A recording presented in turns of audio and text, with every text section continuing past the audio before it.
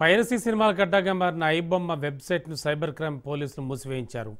Login, server వివరాలతో website manager ఇమ్మడి రవితోనే వాటిని close చేయించారు. రవి అరెస్ట్తో సంచలన విషయాలు వెలుగులోకి వస్తున్నాయి.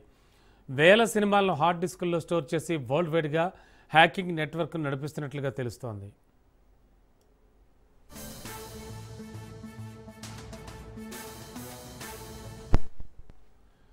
గెటింగ్ యాప్, ఈఆర్ ఇన్ఫోటెక్ అనే సాఫ్ట్వేర్ కంపెనీలకు రవి సీఈఓగా ఉన్నాడు. తన టీంతో కలిసి యూకే నుంచి సర్వర్లను హ్యాక్ చేస్తూ వేలాది సినిమాలను డౌన్లోడ్ చేసేవాడని పోలీసులు గుర్తించారు. అయితే ఇమ్మడి రవి స్వస్థలం విశాఖ కాగా అతను ముంబైలో ఎంబీఏ పూర్తి చేసినట్లు ఈ విచారణలో వెల్లడైంది.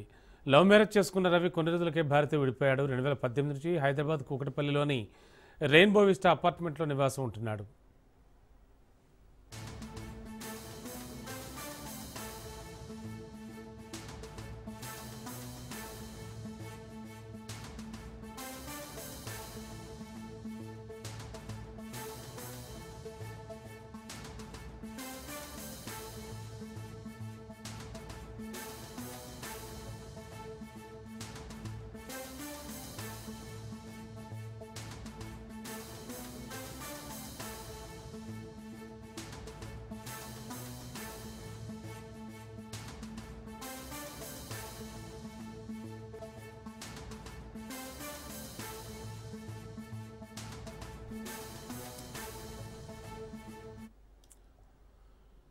పైరసీ సినిమాలకు అడ్డగా మారిన ఐబొమ్మ వెబ్సైట్ను సైబర్ క్రైమ్ పోలీసులు మూసివేయించారు.